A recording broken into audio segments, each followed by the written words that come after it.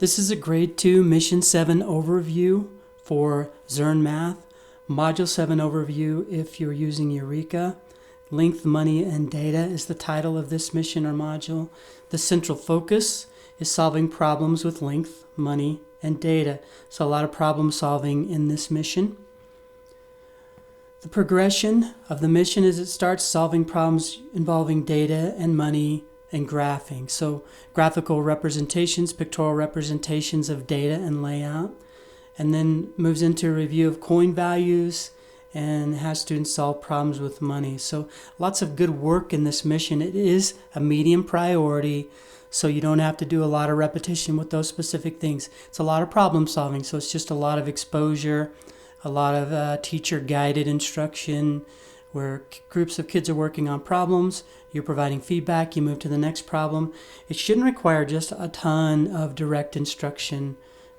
Like if you're spending 30 minutes demonstrating something in here, it may be probably spending a little bit too much time on these because kids, I think, will be able to accomplish these reasonably well with some autonomy. Since it's a medium priority module, spend a lot of your core time working on spiral fluencies, automaticity of facts to 20. We're up to addition and subtraction operations within 1,000 using the standard algorithm or whatever method you chose, whatever algorithm you chose that you felt that can be the most fluent with. Do a lot of repetitive practice with that, not hours a day, not just minutes, 2, 3, 4, 5 minutes a day, a handful of problems the kids do, because these are boring. They're not something kids are going to enjoy unless they're really, really good at them. Then they'll probably enjoy doing it. But they can't dedicate a lot of time and attention to it. We're really working on building sort of a muscle memory with these so they can recall and use them easily to solve problems with. The foundational goal here, in my opinion, is the coin values piece. Not that representing data is not important. It's good to expose them to that. They're not going to master any certain thing within that, so just expose them to some problem solving and let them do it. They do need to understand coin values and money just for life, even though real money is kind of going to the back burner with the use of cards. We're kind of going through a fundamental change in the way we look at the way we view and work with money in our society. I think these are important still for kids to know. Not only that, is they're a good lead-in and good seed thinking for decimals down the road and eventually fractions. What doesn't go away, again, this slide is just to remind teachers you should always be working on these aspects. Fluent use of standard algorithms to add and subtract within 2,000 and 200. 200 first, then 1,000. Hopefully kids have mastered up to 200 by now and are fluent. Mastery is not really a thing.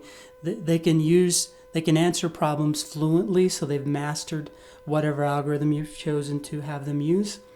And then eventually do 1,000. If they haven't mastered 200, we have a problem we need to start addressing. An automaticity of facts to 20.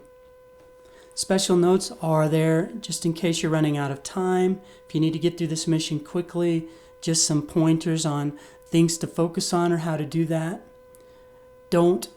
Regardless of how you approach it, spend time here on foundational fluencies. Don't let those go. You could accomplish this, the exposure to data, especially graphing and representing data, by just giving them problems to solve. There are probably problems already there.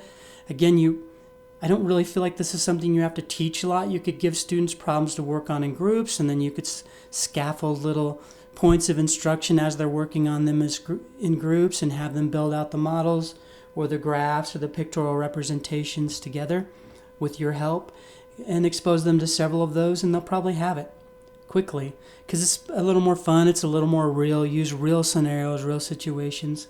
Same with money. You could spend 2 or 3 days you could quickly review coin values, and then you could just have them work problems using coin values and money, real problems, have them answer real questions.